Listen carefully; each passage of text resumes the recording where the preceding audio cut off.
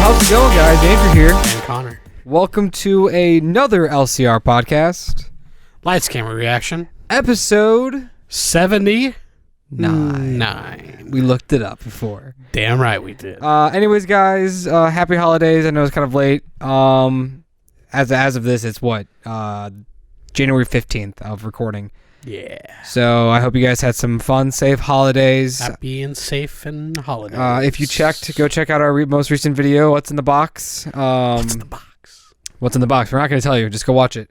There's plenty in the box. There's plenty Spoilers. in the box. So, if you want to, also, in July, we do a mid-year top 10 list. Mm-hmm. And obviously, 2020 was kind of weird. Yep. So, if I'm not mistaken, the podcast for the mid-year is kind of just us talking about the year, like so far. Yeah. And like entertainment and stuff like that. Then don't we have a separate We have a separate video of us two doing our top 10 movies mid-year. So. But in the podcast, you get to see Matt and Caleb too. Yeah. So check out that video. If you're here for just top 10 overall, that'll be at the very end. Yes. We're going to talk about the top 10 of the later half of the year. So it'd be movies we saw after July. I started July 1st to December 31st. Mm-hmm. A disclaimer. We did not get around to every movie, obviously. Yeah, I mean, no, it's very hard to get around to every movie, I guess you could say. But we missed some. Yeah. We missed some hitters. Yeah, we went home, we were separate, Yeah. Watched a lot of TV, too. So. Yeah, we did watch a lot of TV. All of Breaking Bad. We watched Breaking Bad, we watched The Mandalorian, we watched exactly. The Boys. We were a little busy. And now we're starting Better Call Saul, so... Yeah. Better Call Saul. Better Call Saul. We finished season 1. So yeah, we missed some movies. You'll find out as we say our top 10, and you'll be like, oh, well, I assume they missed that one, so that's the one you're not going to see. We're not going to say what they are, but... because that will get the illusion away what our top 10 is going to be. Exactly. Because, like, dude, who knows? Can't be too anticipatory. Yeah. If that's a word. So, how are we doing this? let's do 10 to 1. 10 to 1. Okay. 2 honorable mentions. 2 honorable mentions. Honorable mentions, just kind of say them and be like, they're honorable mentions. All right. Would you like to do the honors first? Yeah, I'll do my. Let me see. 1, 2, 3, 4, 5, 6, 7, 8, 9, 10. Is that correct? 4. Wait. I had 1, to 2, double 3, check some of them. 1, 2, 3, 4, 5, 6, 7, 8, 9. I have my 10. Wait, fuck. Hold on. 1, 2, 3, 4, 5, 6, 7, 8, 9, 10. Yes. Okay, I'm good. My honorable mentions, we're doing 2 of them. Mm-hmm. No order, just saying what they are. The Devil All the Time. Okay. And Borat 2. Okay. That's it? Those are my... Just your honorable mentions? Are you going to do more? No, I was saying, did you want to say anything about it, or you just throw them out there? They're just... we did a review for Devil All the Time. Yeah, if you want go to hear check our that thoughts. We never got around to Borat 2. No, I think we're late to the party, that's why. Yeah. Because we waited to watch it with... We watched it with Jacob, the boys. Yeah. Mm-hmm. So, I mean, both are fun movies. One's depressing. What am I saying? One's a depressing movie. I mean, it's fun if you like good movies. Yeah. They're both really good. Highly recommend them. You probably at least have seen Borat 2. Mm-hmm. But, yeah, those are mine. Mine is also The Devil All the Time. Mm.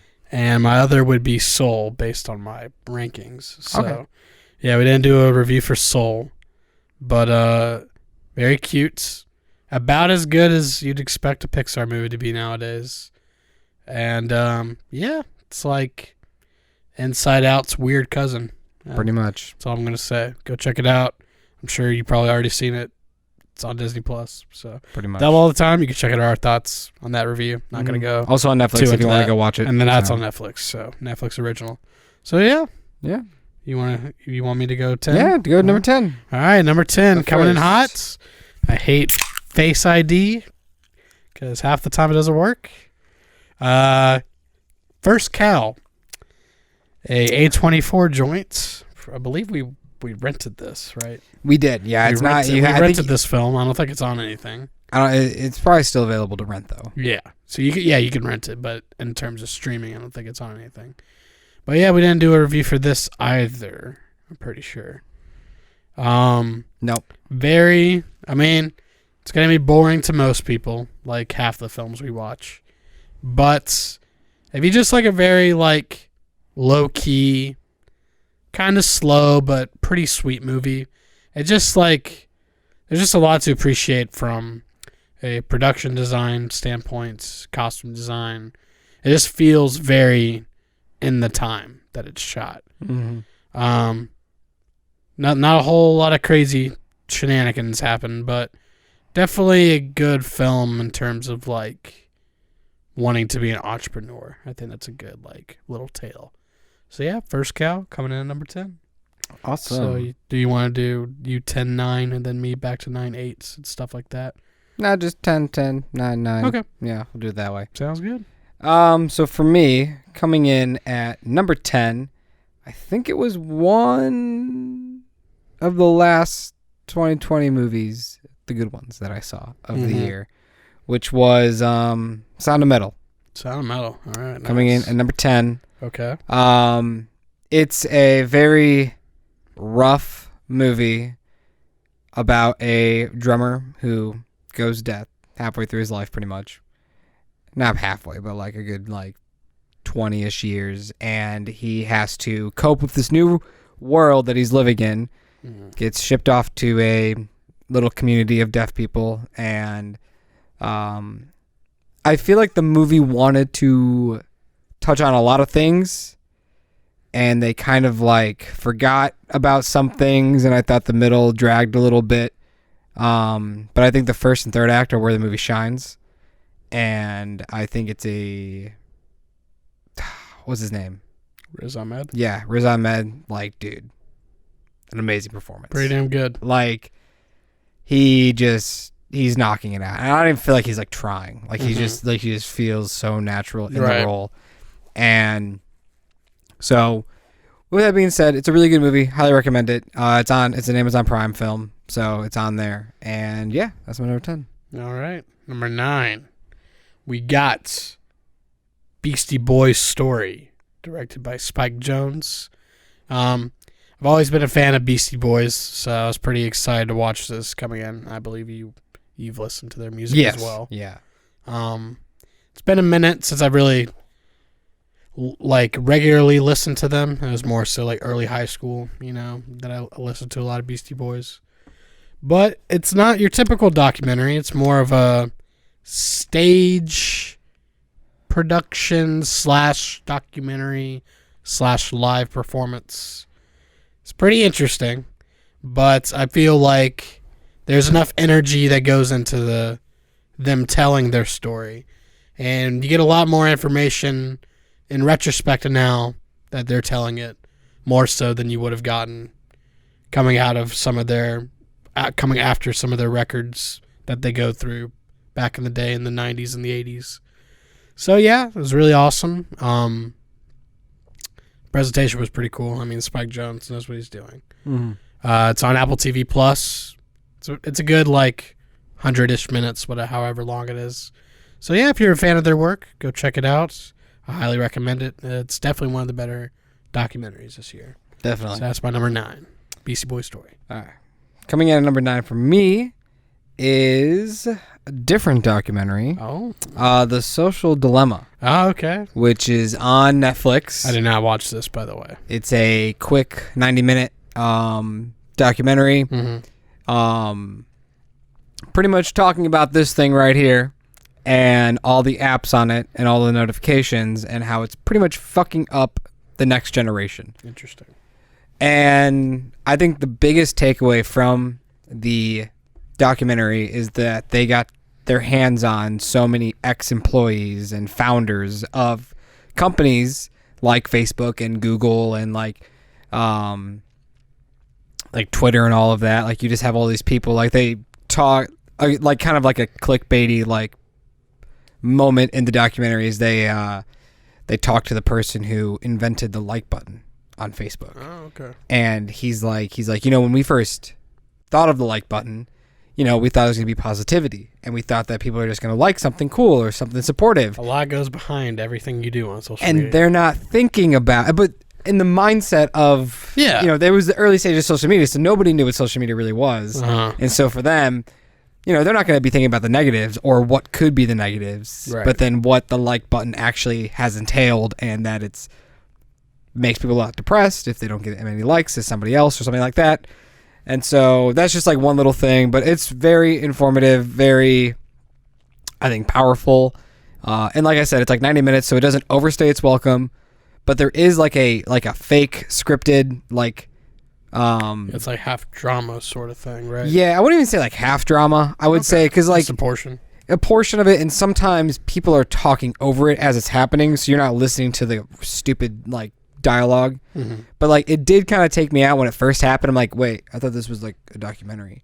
But like it's pretty much like, because like there's some points where I said where like the fake footage is being shown, like the story, and somebody is explaining it. So it's pretty much like a visual instead of just a talking head. Okay. It's like a visual going with that. So it's still really good. I think if they didn't have that, I might have liked it a little bit more, because at first it did take me out. And you would rather it be just a full documentary? Just a full documentary. It could just trim it down, like, get rid of like some of the portions. But overall, yeah.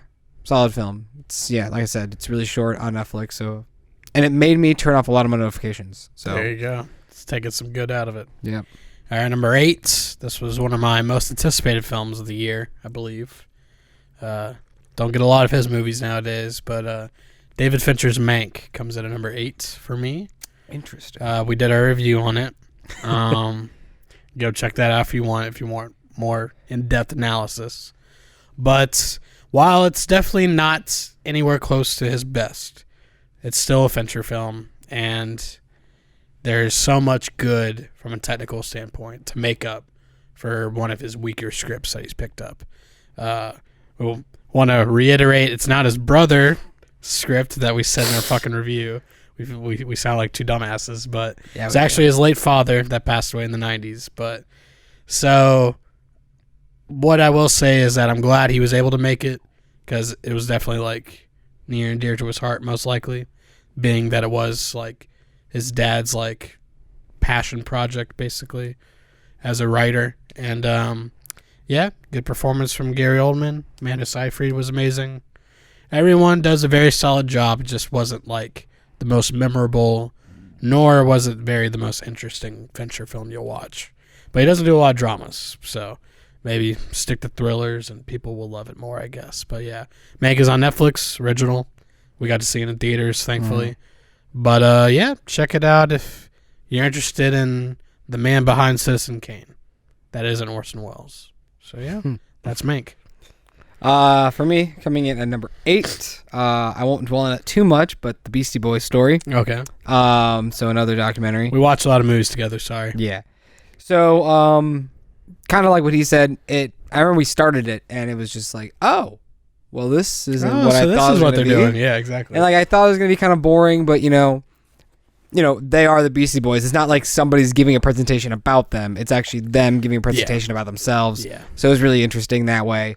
And they were having fun with it. And like it was like a live tour. I don't know if you said that. But like, so like they practiced it a bunch of times. And then the final, I think their last tour is the one that they recorded. Probably, yeah. Because I remember like one point specifically, like when they fucked up. And they were like, Spike, how many times have we done this? And like, of course, like we fuck up on the one we're recording. Right. But... so yeah, it just had like its charm to it, and definitely made me want to listen to the Beastie Boys again. Oh yeah, I went on a Beastie Boys binge after that. Listened to a lot of their albums I never got around to. So yeah, that was my number 8. I won't dwell on it too much, but all right, number 7, film that I saw, I believe you didn't see, but Sorry We Missed You, a Ken Loach film. I did not see it. I definitely wanted to watch this for a while. It came out way early this year, but then it just was released onto the Criterion channel, so that's where I watched it. Hopefully it's still on there by the time you guys check it out if you're interested. But it's about this family in England, I believe they're in England. Yep, England it should be. Anyway, English family that is dealing with some finance issues. Father picks up a job as a postal delivery driver. So shout out to our boy Matt. Kind of does the same thing. But it's basically just like a family drama. And their son is very rebellious and kind of a douchebag. And it's just like dealing with all their bullshit as a family and trying to make ends meet. Very, very solid drama. I believe like it definitely gets better as the film goes along. Some really great performances by some actors that does not have a lot attached to them, which was very impressive to me. Seems like the year for it. Yeah. So yeah, Ken Loach, he's done a few other films I've been wanting to watch, so I'll definitely be checking them out after I saw this now. But yeah, I just really enjoyed everything from just a performance standpoint, just like a very go-to drama, I feel like it is. Like, and it's English, so English people are funny. But yeah, that's my number 7. Yeah. Seven. Number 7. Yeah, that's bad. Yeah, sorry we missed you, Ken Loach. So number 7 for me, his honorable mention, which is Soul. Watched it on Christmas Day with my parents, and for me, one thing I was worried about is Pete Docter, who also did Inside Out, and Inside Out, you were trapped in the mind, I think, too much, and I really didn't care to be in that world. And so from the trailer of Soul, I thought that was going to be the same. I thought we were going to be trapped in the afterlife, like life scenario. Right. And I was surprised that we weren't.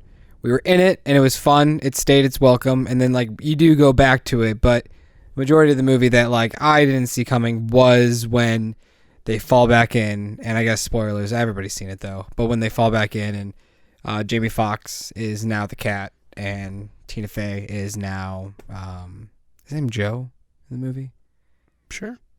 Joe. I'm terrible with character names. Yeah, I think it was Joe. But and I think like some of the most powerful scenes were there when Jamie Foxx got to experience the perspective of his body and somebody who hasn't, been around, realizing how important life is when you have such a narrow vision and you think something is so perfect and you don't even pay attention to anybody else or anything else in the world. And so I think when you look at the perspective like that, I really enjoyed the film, and just not being trapped in the whole fantasy world, I think got me a lot more excited about the movie as it went on. And I probably would have loved it more if the ending went differently, but it didn't. I'm not going to suck this movie's dick like some people are. And like, I think people do that. I think I said it in my review. Like I just like did like a little quick paragraph, but like Pixar is never going to make another amazing movie. They're never going to make a Ratatouille. They're never going to make a Monsters Inc. Like, but after seeing this and like Onward was fine. At least it was like original kind of. I kind of forgot Onward came out this year. And like, it's just, I hope that they kind of stick with this. Like, if they at least do original movies. Yeah. Stop doing sequels, Disney. Just stop doing sequels. Jesus. That's all I'm asking for. Let creative people be creative. Like, if they want to tell this story, and like, and you have to say, like, I feel like Pixar really wanted to make an adult animated movie, but but Disney just wouldn't let them. And I feel like if they would have let them, it would have been really interesting. It might have bombed, but who knows? Like, now it's just Disney Plus, so I feel like they kind of shot themselves in the foot. Yeah, exactly. Who knows how well it does now? And like, that's the thing is like, this movie, like, kids might find it boring, like, because the world is just more realistic, and like, I mean, my little brothers didn't watch it, but I wonder if like, kids were excited to see this movie because it's got a funny cat. It's got a funny cat that talks, but like not like Garfield, I guess. Yeah. So that's true. But yeah, that was number 7 for me. Yep. Number 6, film you mentioned earlier, Sound of Metal. I think I enjoyed this the most out of, was it us 3? It was me, you, Akshay. And I think Kelsey caught the end of it or something. But yeah, the very depressing end. Yeah. But I think I enjoyed the most out of us. And I think it's definitely one of the most gorgeously shot films I've seen all year, and also is just like driven by a great Riz Ahmed performance. Like, I'm gonna be anxious to see like everything he does from now on, because I feel like he's one of those actors that doesn't get talked about a lot, or he's always like The dude in Venom, right? yeah, the Venom guy. Yeah. He's always like Nightcrawler. third or fourth billing, or second billing, I guess, in that case. But now he's like able to showcase what he could do, and I just wrote the review for it earlier today. And I said that I think he just... Oh, you posted it? Yeah. I said he... Any day now, he'll be able to break out onto the scene with his, like, one role that'll get him big, you know. Unfortunately, I don't think it's this because of the year that we're in. But hopefully he does get some awards consideration, because he does deliver a very... Like, he goes through a lot of different emotions in this film. And the characters, you're always trying to, like, peel back little layers throughout the film as to who he is and what he's been through and everything. And I think it's a very necessary film for those in the ASL community, that because we don't really get a lot of films about them, and you can't really say that A Quiet Place is really one, because like it's just the one character. We don't see any other characters go through being deaf. So this is definitely like, you learn how they would learn, or the communities that they go to, and the other interesting people that he gets to meet, you know, from all different backgrounds and shapes and sizes. But yeah, it was really awesome. I think that like from the second act heading into the third act is where it's pretty weak, but it was one of the best final shots of the year in my opinion, and it was pretty damn good. Great sound design, so hopefully maybe it'll get nominated for best sound. Because who knows what best sound means? I think it has the possibility of sneaking in there. It's not the loudest film, though. That's what they give it to. Yeah. They always give it to the loudest films. But no, I'm saying for maybe other awards, too. Oh, yeah. Like... I'd hope it's like Riz Ahmed and then one technical award, you know, pertaining to sound or something. Or also maybe screenplay. Yeah, maybe. Is it original or is it based on something? It's probably original. Yeah. I don't think it's based on That'd be cool. anything. Get original. So, yeah, that's on Amazon Prime. I think Andrew said that earlier, but reiterate it. Very good. Go check it out. Yeah. Number 6 for me is a lighthearted, funny, romantic comedy called Palm Springs. Ooh, nice. Snuck in there. Yeah. The Lonely Island Gang comes back, mostly just Andy Samberg on the screen. He's usually the one to be starring in it anyways. He's the biggest actor. Yeah. I remember when the trailer came out and everybody was like, this is just the movie you need to see right now. It was like peak quarantine. Yeah, a lot of people watched it. Yeah, a lot of people watched it. It's a Hulu original, I'm pretty sure, so it's on Hulu. And I thought it was just such a fun, cute movie. Yeah. A nice twist on a romantic comedy with a Groundhog Day spin on it. And yeah, it was really funny. J.K. Simmons was hilarious. Another movie kind of like looking at life and what to do with it. The scenarios that they play, like how they like die and stuff, is pretty funny, and trying to stay awake the whole time. But yeah, overall, it was a really like just fun movie, and like out of comedies, it's probably the best comedy this year, probably for me. Yeah, I'd probably say so. Yeah. Yeah, like more so comedy. Yeah, like not like comedy dramas sort of thing. Yeah, no, like this is just it's like a rom-com, but like I mean, there's no true comedies anymore. Let's be real. So yeah, and when there are, they basically bomb or they're not good. Yeah. So yeah, you get like a movie like a Boss or whatever that movie was called. Oh God. Yeah. Or like The Hustle. Or The Hustle. Yeah, I know. Comedies just don't do well like they did 10 years ago. No, so, yeah, I think we moved on. But yeah, so that's my number 6. It's on Hulu. Yeah, like on Hulu. So. All right, top 5. Here we go. Starting with documentary, everyone's favorites. It's about Pepe the Frog. It's called Feels Good Man. We rented this as well. I'm so glad we rented it. I don't think it's on anything. But yeah, I'm definitely glad we ended up getting around to it. I think we got the most of the buzz from like YMS. I think his review kind of yeah. put it on the map at least. So shout out to Your Movie Sucks on YouTube. But yeah, it's basically about the inception of Pepe the Frog, and his creator. I think his name's Matt, right? Yeah, I think it was Matt. Let me see. Yep, Matt Fury. Fury. And just from mainly his perspective and how he intended the character to be, which was supposed to just be this small little comic strip character that is just he's just chilling. He's just Pepe. He's just a cool guy out of all of his frog friends. And of course we know, or those that are under the age of 40 might know, that Pepe has been involved with some more serious crowds. Yes. Within the last 10 years, particularly stemming from 4chan boards and I guess more normie Reddit boards.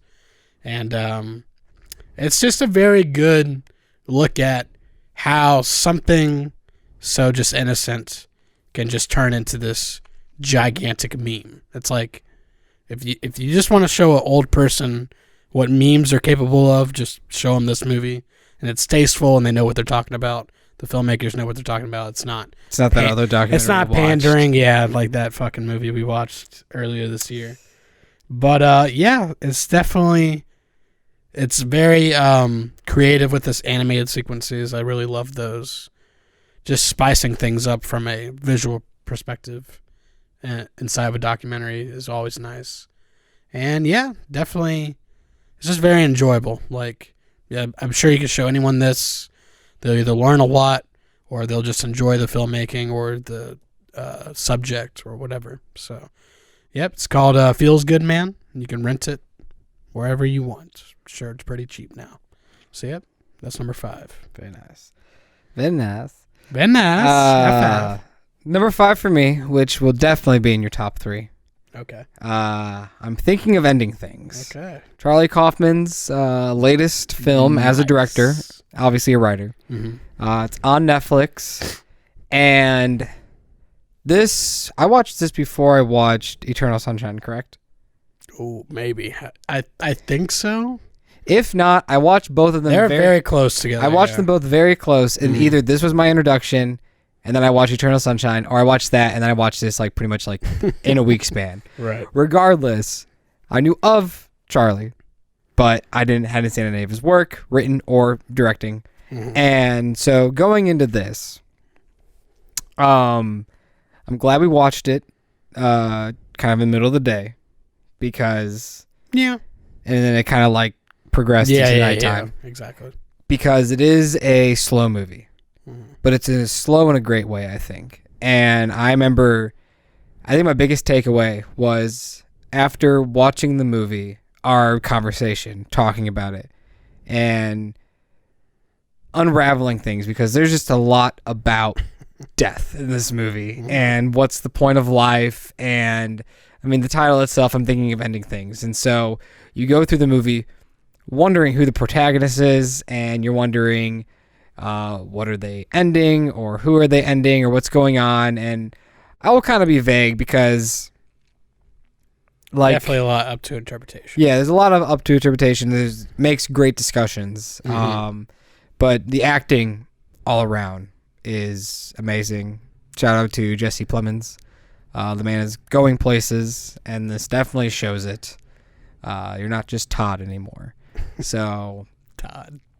Fuck Todd. But yeah, I think it's great. Toni Collette is also great as the mom, and yeah, it's a damn good movie. Definitely will have a rewatch. I don't know when. I kind of want to at least watch all of his other things first. I wanted first. to rewatch it during the break, and I never got around to No. it. So if you want to rewatch it, let me know, because I'm down again.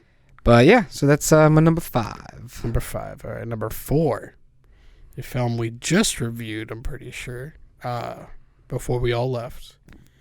Possibly my favorite. Yeah, well, it is my favorite animated film of the year. Wolfwalkers. is on Apple TV Plus. They were No, I'll say right now, Wolfwalkers is my number 4 as well. okay, so this will be a duo we'll just talk about it. discussion here So. from the studio named Cartoon Saloon. Had to double check. They made Song of the Sea and other stuff. I guess they also did The Breadwinner too. That came out a couple years ago. It's on Netflix. Do you remember seeing that? Mm-mm. Okay, well, that's on there too. Anyways, it's a beautiful movie. Yeah, it's absolutely gorgeous. Yeah. Where some writing might be a little redundant or, Yes. more too kiddie or too... For a kid, they probably won't For a notice kids it. movie, they're like, yeah, it's just whatever. But I remember being like, I was holy like, all right, shit. come on, we get it. We could save like a few minutes right now, so come on, let's go. Exactly. But other than that, I mean, everything, it's just like, I'm just so tired of 3D animation. I've bitched to you about it several times. Well, I I'm mean, just like... This movie just kind of out of the blue does something random with the art style or the scene transition or just It's always editing. creative, yeah. Like, And so like and it's always playing with something. it's not just, Frozen 2, you look at that movie and like it looks beautiful, but like it's just shot like a movie and you're like, bro, you're animated. Do whatever the hell you want. Yeah. And so like with this movie, they're like, well, fuck it. We will do whatever the hell we want. And they have some cool ass transitions and like the backgrounds are just so much fun. You can just stare at them. You could literally just take a frame, hang it up, and like look at it and be like, "Damn, this is cool." Yeah, it'd be a nice background for your desktop. Yeah. But just full of color and wonder, and the art style is gorgeous. It's just like a really nice Irish fairy tale, and there's just a lot to love about it. It makes you want to feel like a kid again. So you can watch this from the perspective as a kid, because I feel like I would really love it, if I was young and watching it. So this will definitely be a film that I show to my kids. So not much else to say about it. You could hear more of our thoughts on the film. It was our last review we did. Yeah. So that and Sound of Metal. I'm sure we did the same night, I think. Yeah. Or something like that. But it did. The Wolfwalkers review did pretty well. Yeah. So, still doing well. yeah. Go check it out if you haven't. It's a good time. Sorry, it's not a reaction either. It's just a review. Just a review. We just say it's a reaction because it's a reaction. I mean, pretty much immediately after. Just now watching the film, exactly. Yeah. So we're not going to record ourselves reacting to the movie. yeah, exactly. Can't do that. So any more you wanted to say about Wolfwalkers, since it's both our number 4? Nah, just it's beautiful. It's gorgeous. The little baby that gets angry. That you missed. Yeah, I can't believe I missed that. You're like, you see that baby? I'm like, no. It's just like a baby just in the all bundled up crowd. in a It's in the blanket, crowd. and the baby's just like raising In his the fist, third act. and it's like angry. It's pretty funny. So, All right, here we go. Number 3. wait, so I think we both know what 2 of our movies are for the top 3 Yes. because we haven't said them yet. Yes. So I want to know what your number 3 is, and if it's what I think it is, go for it. Do you think it's something that you haven't said yet? Well, there are 2 movies that neither of us have said, Yes. and so they're both in our top 3. Number 3 is The Nest. Okay, that's what I thought. Is that also your number 3? No. Okay. So The Nest for me, probably wouldn't have been as eager to see this if we weren't friends with Akshay, because this is one of his favorites. Director Sean Durkin, I believe is his name. Mm-hmm. Yeah, Sean Durkin. Starring Jude Law and Carrie Coon. We did do a review for this. Yeah. So we also did a review for this. I don't think it's on any streaming right now. It's probably out on rent now because we saw it quite a bit ago. See if it is. It's about this family, half American, half English, who live in America, and Jude Law gets an opportunity to get a job back home in England, and he takes his family with him, with his wife and 2 kids. You can rent it on Amazon for $5. $5. There you go. Definitely what's worth it. $5? It's top 3 film of the year. So, or at least the second half of the year. But anyway, definitely one of the very best dramas of the year. Like, not your average moviegoer is probably not going to love this. But if you just like very strong performances and very subtle filmmaking, it goes a very long way. And it's definitely one of the best looking films of the year. Got one of the best scores of the year. We kept talking about the score long after the film was over. In the theater, I believe. I remember talking about that. And yeah, it's got two phenomenal performances from two great actors that I feel like they kind of get lost in the shuffle most of the time. Especially Carrie Coon. I feel like she doesn't have too many giant roles. But yeah, and then Jude Law, I feel like he doesn't really get an opportunity to like act like this anymore. Mm-hmm. It's usually like Captain Marvel or some other dumb shit that he's in, big blockbuster. But yeah, definitely like not like the biggest feel good movie of the year, but if you just like seeing two phenomenal actors like work off of each other, then check this one out. The Nest. So, number 3 for me, he has already said it, Okay. which is Feels Good, Man. Okay, nice. Number 3. I Okay. thought this was a very fascinating documentary on what a meme, what an innocent little thing could become to a political move. So it's An icon. And it starts from the very beginning where we learn the origins of Pepe, where he was a minor character in this comic book. And the iconic page was Pepe the Frog went to go pee, put his pants down all the way, and his friends came to judge him, and he's like, "It feels good, man." And that just apparently uproared, and the internet, early internet, loved it. And I think the most interesting part about that segment of the story is just him realizing that and thinking nothing of it. I'm pretty sure one of his friends said, like, "Dude, you should jump on that before it gets out of hand." Right. And now it's out of hand to the point where he is to this day like trying to fight to like get it back. Yeah. But at some point it's just too far gone, which is kind of like the shitty reality of it, to the point where it had a big influence on the 2016 presidential race. Yeah, presidential race. But it's a very fascinating documentary. I highly recommend it. Just rent it. Also, there are some really cool animations in it that are pleasing to watch. They're fun, and everybody knows what they're talking about. And there's just wild stories. Like, there's definitely enough to talk about. Some documentaries I feel like they have something, but they like would need to wait it out longer to see what happens. But this has had enough to happen. So, yeah, I really enjoyed it. Very nice. Yeah. Yep. Go rent that. It's worth it. Go rent that. Number 2. All right. Final 2. Let's see. Um, Is it what I think it's going to be? It is a film that we have not talked about. It is Boys State. There it is. The best documentary of the year. I think hands down for me. One of the 2 films I've given a 9 out of 10 this year.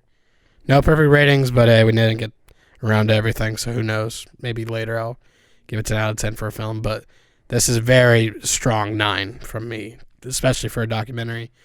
Boys State, also on Apple TV Plus, came out with some bangers. They really did. End of the year. How about that? They really did. 3 films. 3 of our films for the latter half of the year are in the top 10. Okay, Apple TV. You keep it going, man. Come on, pick up some more films. But no Greyhound or whatever it's called. No more Greyhounds. But yeah, just terrific documentary. It just sucks you in from the minute it starts, and you're completely invested the entire way. We watched this with all 4 of us in the house. Yeah, we all are on the review. One of the few, shout out to my shitty audio quality of that. I just can't watch that only because I can't. That audio is so bad. But anyway, if you're interested in seeing more of our thoughts, check it out. But yeah, it's about a group of boys. I mean, apparently these go on throughout all the states, but this one's specifically in Texas. And it's basically a giant gathering of 1,200 boys. Yeah, it's definitely 1,000. Yeah, over 1,000 at least. Just boys, and they also have a girls' state. Turns out, so maybe that'll be the sequel. But 1,000 17-year-old boys. 1,000, yeah, and they're all 17. They all have their own limited views on the political spectrum at their young age, And it's basically they throw them all in there.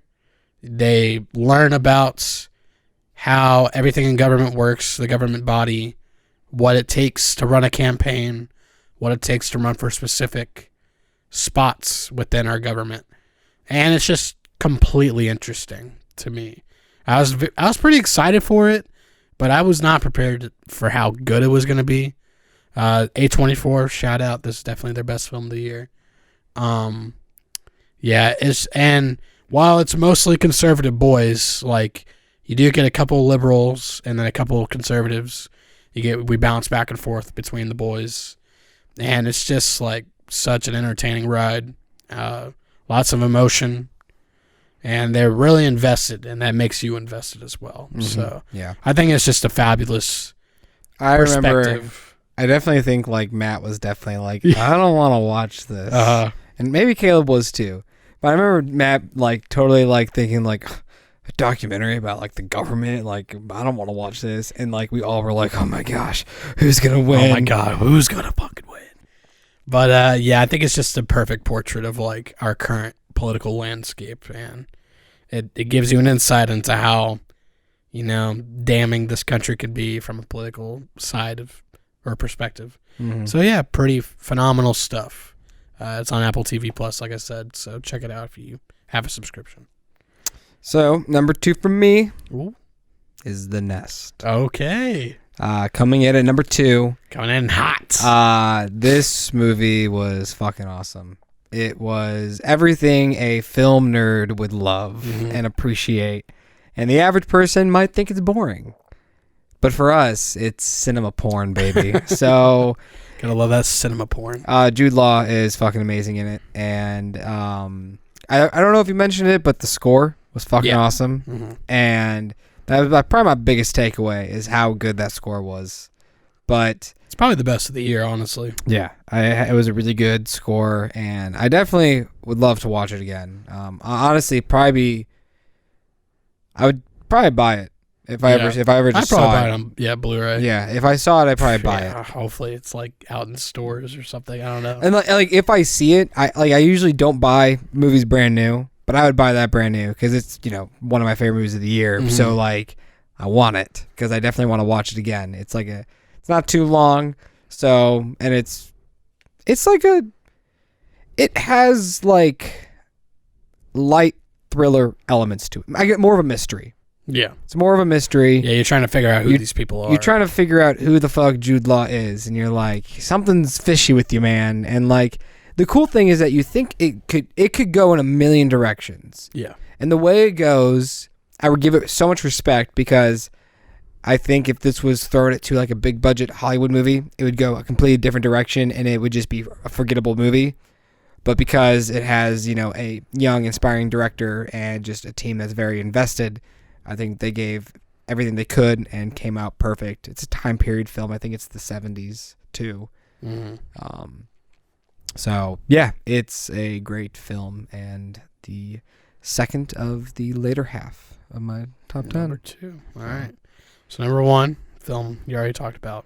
Oh, yeah. I knew this was going to come anyways. Believe it or not, Boys State was 1 for most of the year. But I thought it was going to be your number 1. Yeah, and I mean, I've seen it twice, and I fucking loved it both times. But the more I think about this film, the more it just makes sense, and there's just so much good, and it's Charlie Kaufman's I'm Thinking of Ending Things. Mm-hmm. One of my most anticipated of the year as well, and especially because Charlie, his last film was Anomalisa. That was 5 years ago, so it's been a minute, and you knew that he's just gonna give it his all every time he makes something nowadays. And each film, he's just getting better as a director as well. And, yeah, all these 4 performances are, like, phenomenal. Mm-hmm. Like, Jesse Buckley, Jesse Plemons, Toni Collette, and David Thewlis, all of them are just absolutely phenomenal. And especially when they're all together and they work off of each other at the dinner scene and other scenes throughout the film as well. But, yeah, I think it's just a great... supposedly not a great adaptation of the book. Apparently, it's way different than in the book of how everything goes about. But I will say that, like The Shining, I think this interpretation of the book is meaningful and phenomenal. I think it's one of the best looking films of the year. It's fucking gorgeous cinematography. Like you mentioned, like, it's not going to be for everyone, I'm pretty sure. You know, like, there are 2 very long scenes of a guy and a girl just talking about whatever's on their I minds. kind of forgot about that. And while it can be redundant at times, it makes sense when you just put everything together. Yeah. In the moment, you might be like, holy fuck. You're just like, what are they fucking talking about? They're just rambling. But it's like, when you understand you get it. which character is coming from where, then you get it. Yeah. There's multiple meanings behind the title. Like everything in this film, there's a lot of different meanings for everything. It's very strange, like most of Kaufman's work. It's very dreadful and sad and depressing. But that's what I fucking love. And you bring out a lot of emotion that way. So yeah, I can't wait for this to hopefully be on Criterion one day so I can buy it and cherish it and watch it over and over. And yeah, I think that's comfortably my favorite film of the year. And I can't wait to watch it again. There you go. My number 1 film. What's it gonna be? We actually haven't mentioned it yet. Fuck off. Yes, we have. No, we haven't. Yes, we have. No, we haven't. Shut up. Go. Wonder Woman? No. Ma? Repent, motherfucker. Oh, The Lodge! Even though that was the first half, but alright, fuck it. It's number 1 both halves. No, fuck The Lodge. No, yes, Boys State. That movie sucked. Don't Don't watch The Lodge. Boys State. This movie is fucking awesome. Yeah. If you want to get pumped up for politics, Yeah, this will definitely make you interested in politics. just like we said, throw 1,000 like hormone pumping boys just going at it, and like they are totally invested, which makes you invested. And no matter whatever way you swing, left or right, you're gonna be invested and you're gonna be curious. I think it was like they followed 4 people. I think they followed 4 stories. 4 or 5. Yeah. 4 or 5. I think one person dropped off because one their person story dropped off, eventually didn't go anywhere. But 4 people, and you're just seeing how they build up their campaign and where they want to stand, and it's just fucking intense. And it could be, some people might think it's the scariest thing ever because they're like, wow, look where our country's going. But you gotta remember, oh god, this is who's gonna represent these people us. are 17-year-old. They have time to evolve and become, more civilized human beings. But it just seems That's like a a good way to wild put it. ride. Definitely not my environment. I would not enjoy that summer camp. But some of them, they all did. Then they're there for a week. Yeah, it's like a week, just a week in the Yeah, summer. it's just like a summer camp, like you said, like any normal camp, but this one has a lot of politics. It shows them like playing football. It shows them like at the cafeteria, like recreational stuff. Like some of them are band members, and so like they have events and stuff. So like it's a camp, but the main focus is pretty much running to win. So yeah, I think probably the best like memories of movies this year is the 4 of us being like, oh dude, he's gonna be it, like think he's gonna be this guy. Be like, no, on the edge of your fucking seat. Yeah, so it's just act. very entertaining. It's just and I just think that like nobody's talking about it because on Apple TV Plus.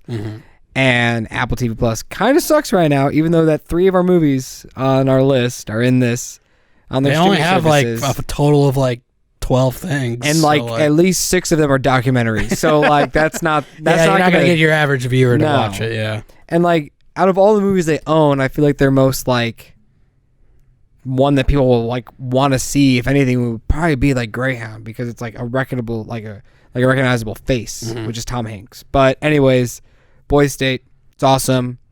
It's not perfect. Not giving it. I did not give, like you said, a 10 out of 10 for the year 2020. Maybe if there was a film we missed out, that could have been a 10 out of 10. But nonetheless, Boys State. So all these films are great.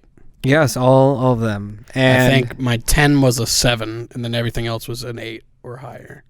Yeah. so now that's the latter half. So top 10 overall. So do we just want to run through all these? Yeah, don't like. We're not. Yeah, no, okay. that'd be pointless. Do you want to go first this time? Sure, I'll go first. Okay. Let me pull it up. Starting at pretty number quick. 10. Starting at number 10. Do we want to give some honorable mentions or? Let's do 3 honorable mentions. Okay.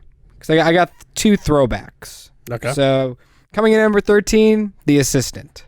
Okay. Probably like the most, for the average viewer, like the slowest, pointless movie Yeah, ever. it's probably the slowest film that we've probably seen. Yeah. But There's purpose. if you to the stick slowness. around, Yes. you realize how important the movie was. It makes sense why it's presented that way. Yes. Yeah. So that's number 13. That's on Hulu, by the way. Yep. Number 12 is The Invisible Man. Okay. I will always say sorry to that movie because it actually was really good. So That's on HBO, I think now. is it? Mm-hmm. HBO Max, it is. And number 11, Beastie Boys. Okay. So those are my honorable mentions. Mm-hmm. Number 10 would be Soul. Number 9, Palm Springs.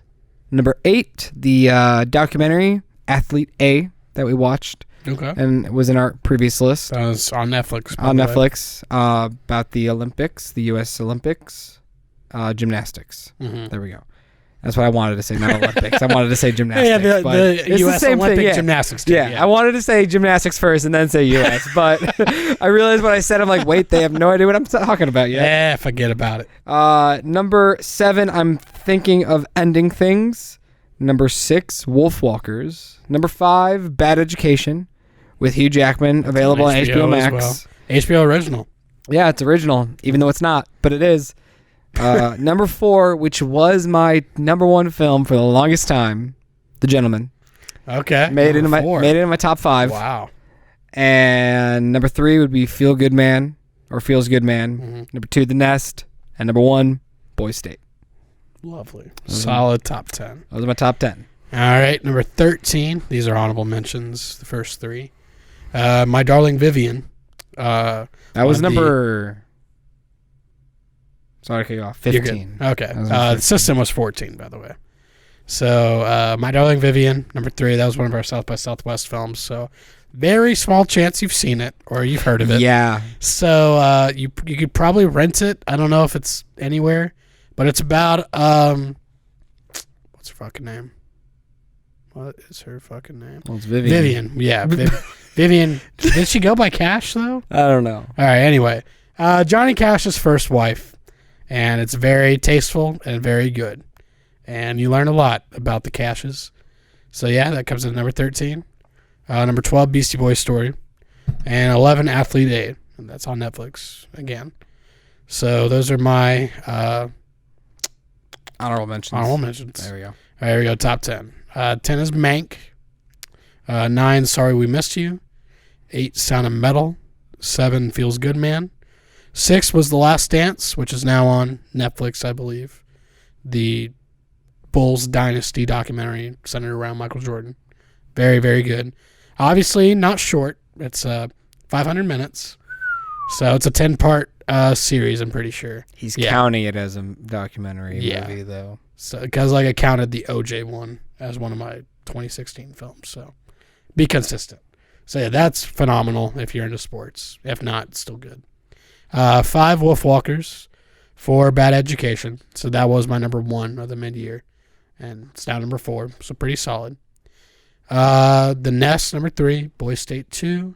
And I'm Thinking of Ending Things is my favorite film of the year. So it looks like a lot of the, which is normally the latter half of the year, It's stick in the stronger. top 10. Yeah. But you do get like those 2 to 3 that stick throughout the whole year. Yeah, because like even films that were released earlier that year, and then we just got around to it in the second half too. It's like we're just catching up more, you know. Whereas like we'll be lucky to catch the first half when they come out, you know, sort of thing. So. How many films did you get around to seeing? Oh geez, I don't know. You keep a total list. Yeah. So mine's easy. I guess. Shit, I should have counted before, but I'd probably say like probably 50s. Yeah. Yeah. How many did I you hit have? 55. Okay. I'm probably the same. So, like, low to mid 50s, I probably got around, which is, like, probably half the amount we probably would have normally had if, like, shit didn't shut down this year and we had AMC A-list. So, What was your most disappointing movie of the year? disappointing. Ooh, that's a good question. Hold I on. know mine, so I guess I'll You just go. say You go it, first, then. which would be Wonder Woman 84. Your most disappointing? Yeah. Okay. I mean, I didn't think I was going to love it because I didn't really love the first one, but I really enjoyed the first one. Okay. And I just kind of thought it's the same team. Let's do it again. We have some new characters. Let's have some fun. And it just was not fun, man. Right. It was pretty fucking bad. It's not the worst movie I saw Pretty this year. fucking bad. But it's just not that good. Uh-huh. There's a lot of plot holes. I won't say it, but there's something that people just talk about it. Let's go. And yeah, it was probably my most disappointing movie of the year. Obviously, usually the most disappointing movie of the year is going to be like a big blockbuster. Okay. And like I wouldn't say I knew I wasn't gonna love Mank, so I'm not gonna say that's a disappointment because I was excited to see Fincher come back to the big screen and make a movie again. But it is not the Fincher that everybody loves. Yeah, right. It is a very niche Fincher, but it still like is a really good movie. But Okay. do you have one or no? Yeah. A film we watched relatively recently. I would normally be excited about his stuff, but The Trial of the Chicago 7 is probably disappointing. Like from like where I'd expect it to be to my final rating. I did not really enjoy that film. It was pretty annoying. People liked it. It's just too safe from what's like what it's about. It should have just gotten like a much more like dramatic and powerful, direction. Mm-hmm. Whereas while it could be dramatic at points, it's more like Hollywood, clean. Like, we're just gonna, dumb it down a little bit to like make it more Hollywood and, filmy. And that kind of sucks. But yeah, I mean, there's stuff to like about it. Like Sasha's great. But even like according to a lot of the people that know about his character, like the real man, apparently like the direction of his character was just way off. So I'm like, all right, well, fuck this movie. I'm never gonna see it again. Yeah. No, So yeah, it's on Netflix if you guys want to check it out. Like you said, other people like it. We did not. One of the worst scores of the year too. Yeah. Pretty shitty. Yeah. So shame on you. How the movie ended was just. God. It was like. I'm just glad it ended. It was over. It just was like I knew it was the ending, and I'm like, please, let's go. Come on, let's go. Just wrap it up. Wrap this bitch up, baby. Let's Because go home. you know this is what happened in real life. Yeah. But, But yeah, so that's probably most disappointing yeah. because I love Aaron Sorkin and I feel like he's just getting worse over time. So let's get back to the basics, Aaron. Do you have a top 5 worst? I don't know if I'd give you 5, but I could definitely give you like a group if you want to go first. Do you have a list? I was just based off my 55. Yeah. I got the 5 here. All right, you go ahead first. I'll compile mine. So, coming in at number 5 would be Birds of Prey. Oh my. It was a bad movie, guys. It goes to show you that being rated R doesn't mean you're going to be good for a comic book movie. And it just wasn't. The movie just. Its identity was lost with the title at like initial thoughts. So it wanted to be Birds of Prey, but it wanted to be Harley Quinn, and it wanted to be both. But it just couldn't find what it really wanted to be, and it was a mess. The only saving grace and the reason why it's not lower than it is because of Ian McGregor hamming the fuck up and having a great time, but then he blows up anyway, so what's the point? He's not going to be in the sequel, he's not going to return for anything else. Right. I can't believe they killed him off. I was so shocked. I was like, dude, he was the best part of the movie. You kill him off. Like, at least he didn't die 20 minutes into the fucking movie and then have a surprise bad guy. But so Birds of Prey was your 5? yeah. Okay. Yeah. Do you want me to keep going? Yeah. Just do your first couple while I do this. I'll just do all my 5. Okay, I'll go ahead. Number 4, Underwater, January flick, and I just did not care for it. It was your basic January movie that the studio is just going to flush out. And they were like, hey, we actually made this a few years ago, but then there was allegations with TJ Miller came out, and also this movie just is kind of forgettable anyways, so let's just put it out now. And it made no money, so whatever. It was fine. There was cool shots in it, and like, I want to say it teased for a sequel, maybe. I don't remember. But coming in at number 3 would be Extraction, the Netflix Chris Hemsworth film. Oh, boy. Matt, Caleb, and I wanted to just, it was like, I think it was like the beginning of quarantine. Right. And so we were just like kind of sitting around like, well, that new Extraction movie dropped. You guys want to like do a review? There is a review. And I think, of course, Caleb enjoyed it. He enjoys everything. He does. But I think Matt was more with me where it was just boring. And it just was like, ugh. And like there was some cool camera work and stuff, but oh my gosh, was it boring. Yeah. And I just did not care. And the ending was just like like that was corny. So Right. just, of course, setting up for a sequel. We're most likely going to get it because I think people kind of liked it. I mean, everybody I follow gave it 3 or less, but I guess the average is 3. But still, forgettable nonetheless. Number 2, thank God it wasn't. It was the second to last movie we saw in theaters before it shut down. Not the last. If it was the last, I would have been pretty depressed. Oh, but man, that's your number 2 worst film of the year. Bloodshot? Okay. Yeah, that movie fucking sucked, I mean, it's dude. going to be in my top 5, but I'm shocked you hate it that much. I Oh guess. God, yeah. I did not care for it, dude. It was like I mean, it's pretty bad. Don't get me wrong. it literally should have been made in 2002. It would have thrived there with the Daredevil, with the Blade. Like that's what this movie's trying to be. But comic book movies have evolved so much that when a comic book movie like this comes out, it's just like, this is bad, dude. And I just didn't care for it. And honestly, some of the worst acting I have seen from like an A-list celebrity. Like Vin Diesel, I don't know if he's like A-list, money-wise he is in the Fast and Furious movies. Like he is a well-known actor. People cherish that man. There was like 2 scenes in that movie where he is trying to convey emotions of sadness and sorrow. The man just can't do it. I'm sorry. No, he's a bad actor. He just can't do it. And I think he's just gotten so comfortable playing the tough guy, family dude, one last ride. Family. Like he just doesn't, he kind of forgot his early life in Saving Private Ryan. The only other movie he ever was in before the Fast and Furious movie started. So, yeah, that was my number 2. And number 1, dude, fuck it. The Lodge, man. The Lodge, the best film of the year. That movie fucking sucked, dude. And like, I think it was Stuckman who said that this movie was being made at the same time Hereditary was, but then it got like shelved or something. Hereditary came out, and now this came out. So everybody's saying it's a copy of Hereditary. I don't give a fuck about the backstory or anything. Yeah, It just I wasn't don't really good. care about that. Yeah, No, it just wasn't good. It's just not a good movie. It's just like, it's just boring. And you're just like wondering where it's going to go. And then it goes nowhere. And like, honestly, dude, like I can't really remember the movie. Like, I remember the opening when the wife just fucking shoots herself. And I was like, oh, whoa, that came out of nowhere. And then the rest of the movie was just like boring. So. That Repent. was definitely the most exciting part, is when she fucking kills herself. Remember Matt like screamed?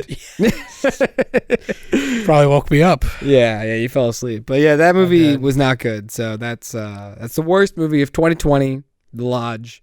I will never watch it again. If I do, it'd be to make fun of it, and I'd be drunk. But even then, there's plenty of movies I'd rather watch drunk and hate watch than The Lodge. So Beautiful.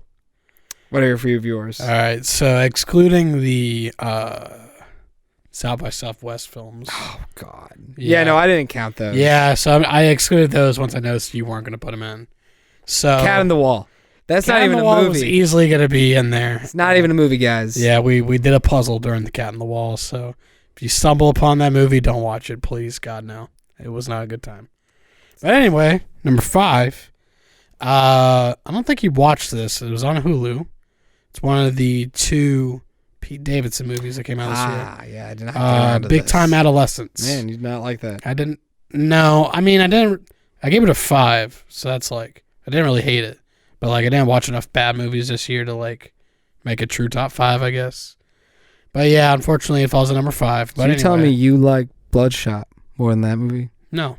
Oh, so Bloodshot's in your top 5? Yeah, I told you. You were judging me for it being number 2. Well, I didn't think it'd be so high. Anyway, whatever. Because I feel like you've probably watched more bad movies than me, so I was like, damn, it must have been pretty bad. Yeah. I mean, Because like, you watched Extraction and shit. well, that was number 3. It was just flip-flopping, you know? All right, anyway. Big Time Adolescence. Yeah, I did not enjoy the messages in the film. I feel like it's pretty... Because, like, obviously teenagers are going to watch this movie because they think it's like, oh, Pete Davidson's cool and he's a rebel and shit.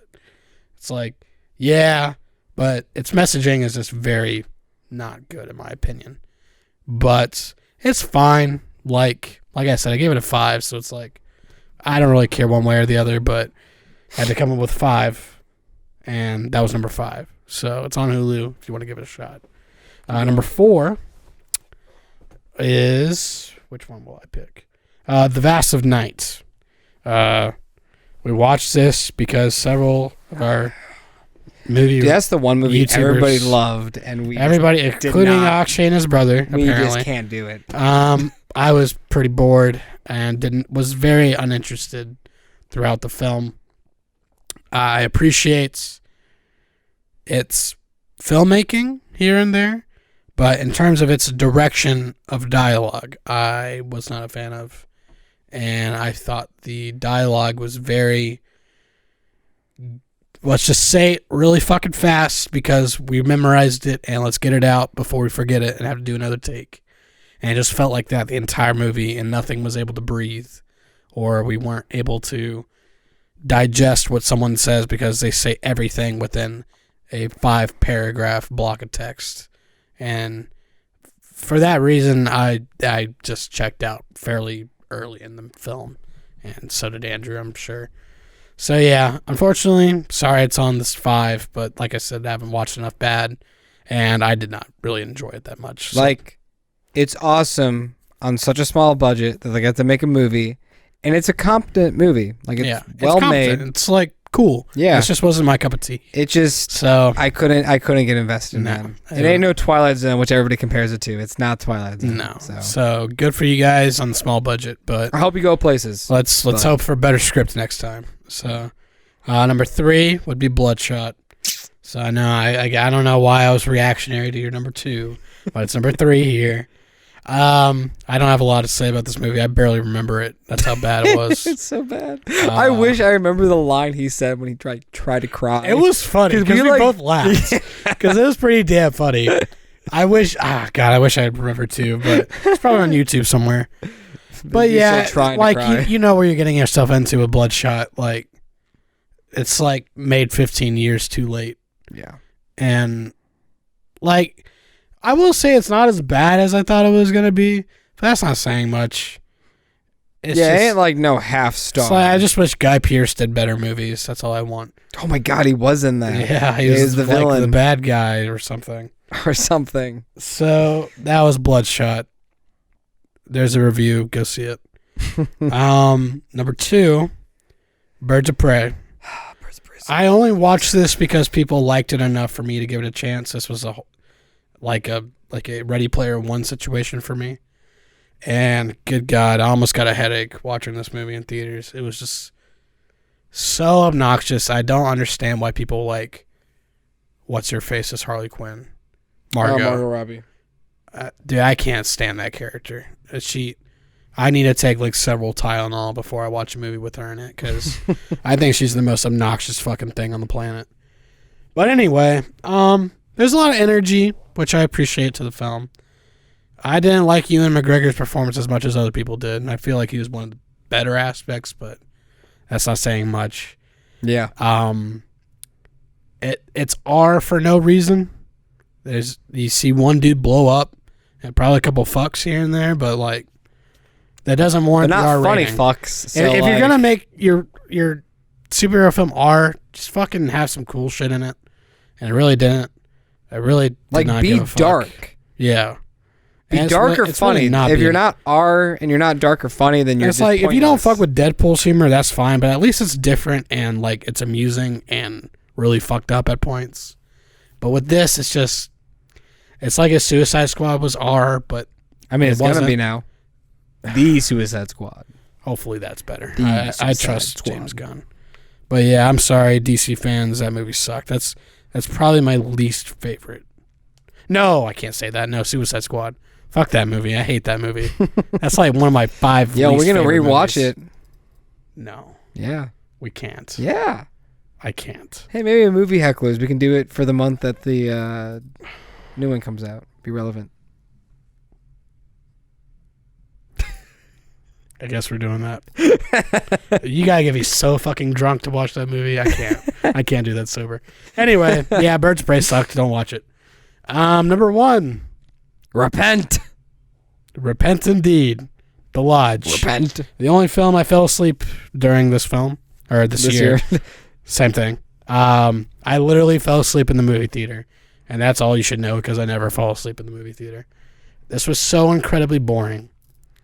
And nothing happens, and I could not stand it. It's like, and I feel bad that I guess it was made around the same time as Hereditary, but it's like, dude, like you have good actors in this, or at least Riley Coe, like she's great in everything else, and she has nothing to do in this. She's just confused and drained from these fucking kids, and she's scared for her life. And that's about it. I mean, like, it's like boring to look at. It's boring to think about. It's boring to watch. It's terrible. I don't know why people like it. It's not good. It's not a fun time. Don't watch The Lodge. It's so bad that Jason and I went to go do something else, and you guys asked us if you wanted to wait for us for the review. We said no, because that's how shitty that movie is. So Yeah, I forgot about that. I think it's on Hulu now. So if you want to, people just watch every horror movie ever made, and that's cool. Go check it out. Maybe you'll like it because other people do, but these two did not like it. So that's our worst film of the year for a good reason. So to wrap things up, Okay, what are we doing? top 5 most anticipated movies if they get to come out this year. Okay, So right. 1, you 2, want to go back and 3, forth for these? 4, 5. I'm good. No order. Okay, Just 5 films that you're really excited Okay. to see. So you just want to go with all 5 then? yeah. Okay. I'll let you go first. Since All right, cool. Well, let me compile mine really quick. The first thing that catches my eye that currently has a release date for April 23rd is Edgar Wright's new film, Last Night in Soho. It's supposed to come out last year, but COVID. I'm very pumped for this because it's definitely something different that he's never done. It's more like horror, like psychological shit. And I'm very excited, and it's going to be fucking awesome. Another one I'm very excited for is Dune. Denis Villeneuve, of course. That was supposed to come out last year, too, and that didn't come out either. For good reason. It's Denis. That cast is tremendous. Yeah. And hopefully it's fucking awesome. It's going to be.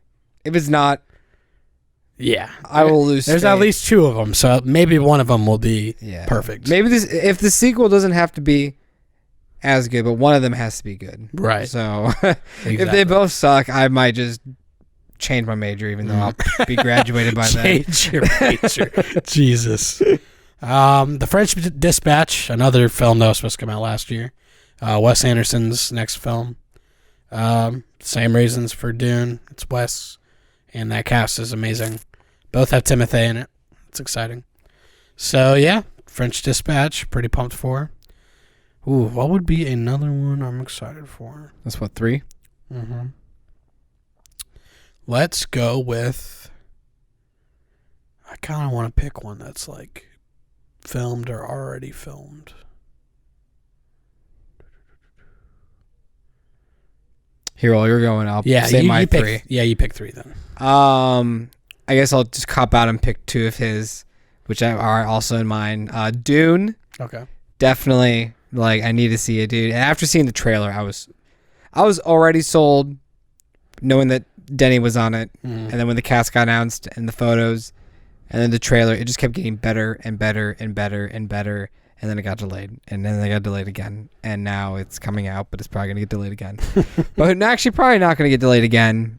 Just is going to suck. People might not be able to see in theaters when it does come out. Right. But yeah, I'm so excited for that. Like I said, I'll change my major if I hate it. But and then The French Dispatch, a movie we were going to see at Cannes. Mm-hmm. It was going to be a treat to witness that movie. That would have been awesome watching in Cannes. Watching a Wes Anderson film at Cannes. But it's going to be... Isles of Dogs was his last film. Yeah. So his last live action was The Grand Budapest. Mm-hmm. So yeah, I'm really excited for it too. And it's like, isn't it like short stories more? I don't think so. I think it's just going to bounce around. Okay. It might be. I thought it was like an anthology, but maybe not. Maybe. That'd be kind of interesting. Just like 4 structures. Who knows? I don't really remember. But did you read something that was it? I feel like I did. Yeah. But I don't remember. It was so long ago, dude. Yeah. Like when that movie was relevant was like a while ago. Right. And I'll say one that I know you will not say. Dude. Kingsman. Dude. The Kingsman. I, for the love of God, need to see this movie. This, it might be like, I hope it's not like disappointment. Like, I hope it's at least on the same level of the second one. Mm-hmm. It'd be great if it was better. But if it's worse than the second one, I'll be very disappointed because the second one's like, it's good, but like, I don't have the desire to rewatch it. Like, the first Kingsman, I fucking love that movie. Like, it's perfect. Like, I fucking love that movie. So, I've been chasing this movie for almost a year now. It will eventually come out and you will love it. Hopefully. I really hope I love it. And like, you know, doing a prequel but it's a big step. You know, it's like World War I, right? Mm-hmm. Time period. You know, and now like, you know, from modern days, so there's a good 100 years there of learning the origins of the Kingsman. So, I think it's going to be great, but hopefully it is. And I'll be there day one to see it in theaters if the chance comes, or if not, just fucking drop it on Hulu, Disney. Come on, let's just watch it. So, do you have another one or? Yeah. Not sure if it'll come out this year, but it's done filming. It's Sean Baker's next film, Red Rocket. Very little is known about the film, like all of his films. He's very like, you know, in his little bubble, like in his circle. If you don't know what it is, and you don't know until like a trailer drops, I guess. But yeah, don't know anything about it, but I fucking love Sean Baker. Florida Project is incredible. And I'm always looking forward to what he makes from now on because he's definitely one of the most interesting filmmakers out today. Did you want to say one more that we could say? Our last one? Right up there. The Green Knight. Right there. Yes. Yes. The Green Knight. A24's films. Congratulations, St. Maud coming out at the end of the month. Yeah. So that's finally happening. Yeah. So we'll get to watch that. Definitely. That was supposed to come out like right before we all got into isolation. Yeah. I think it was I don't know if it was coming out the same week as A Quiet Place 2, but that definitely was the movie that was like literally like a day or two gonna drop before it got pulled. Yeah. But then I think like the next week probably was like St. Maud. But The Green Knight, I've only seen the trailer once when we reacted to it because I really don't want to see it again because like it's a pretty badass trailer. Visually it looks awesome. Mm-hmm. Like it just looks like it's gonna be really like heavy on practical effects and just like the full tale of the Green Knight. I don't know much about it, but it looks intriguing as hell. And A24, they make good films, make bad films, but mostly good films. So that's another one I'm looking forward to. Hell yeah! And then I guess I would say the last one for me is Robert Eggers' next film, The Northman. Not sure if it'll come out this year, but it's got a pretty banging cast, and I think it's done filming. Alexander Skarsgård, Anya Taylor-Joy, Nicole Kidman, Ethan Hawke, Willem Dafoe. Bjork will be in it. And a lot of other folks will be in it. I'm pretty pumped for any Robert Eggers film that comes out from now on because of how much I love The Witch and The Lighthouse. And unfortunately, it's not an A24 film this time. It's Focus Features. But I trust them for this rollout. They're a pretty good indie company.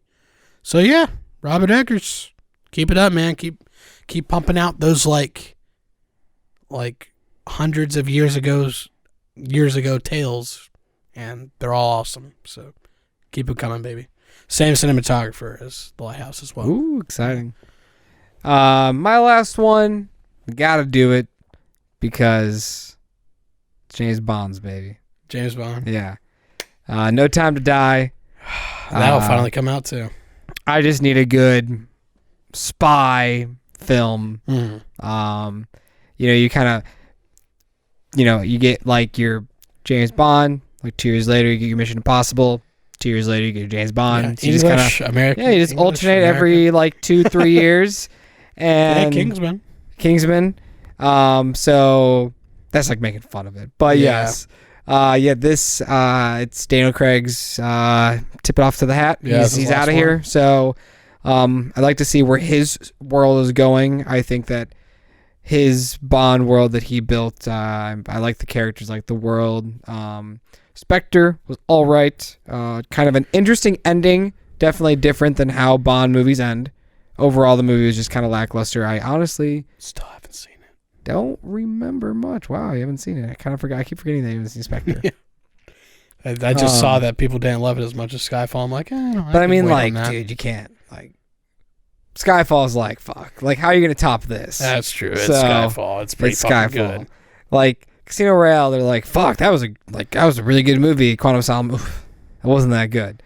And then this is like, fuck. Yeah, maybe it's like up, down, up, down. So maybe this one will be amazing. Yeah, and so you can get 3 out of the 5 of his movies. Will be good. But yeah, so that's one as well. The rumors of it getting delayed without a release date, we don't know yet, but it was supposed to come out in April, so who knows when it's going to come out. Who knows when any of these movies are going to come out. But yeah, fucking Godzilla got moved up today. Yeah. So those things, anything could be moved around at this point. You know what? I wonder if they moved it up because maybe they heard rumors that like Black Widow or something is going to be dropped in May as well, and so they like moved. Because May was going to be pretty crowded. Yeah. Because then also Fast and the Furious would be released then. So maybe like there are rumors of like Black Widow being dropped. Honestly, as out well. of those 3, like Kong would do the least. Oh yeah, it would numbers. not be. Yeah. Just based on the other numbers of the Godzilla Kong the amount movies. of people, the amount of money that this Fast and the Furious movies make, I'm like, who the fuck's watching these movies? Like, what the hell? It's just like Disney. Dude, Universal, they make like $1 billion. Universal just buys tickets probably, but yeah, maybe. I got bots. But yeah, so that is it. That is our list, our movies, talking about movies, top 10s, worst upcoming films. I think last year we did a huge ass list of all the movies coming out, and like 80% of those movies did not come out, which is kind of sad. I kind of want to rewatch that, see how many didn't come out. But yeah, we definitely. Normally, I'd probably do that again. It'd be a fun thing to talk about, but not this year because we don't know what the hell's coming out this year. But yeah, guys, we'll probably come back with a podcast later on. Sooner rather than later. Movies are definitely coming out, like Saint Maud. We said movies. We'll probably have a review for that one. Some Netflix films coming out. Yeah, some Netflix films coming out as usual. Yeah, so I think that will do it. We have another movie hecklers as well dropping this month, look out for that one. Yeah, I think that's it, guys. It's almost 12:30. Ooh, so coming in hot. We got to skedaddle. Yeah, we do. So, this has been Andrew, guys. This has been Connor. Peace. It's been good.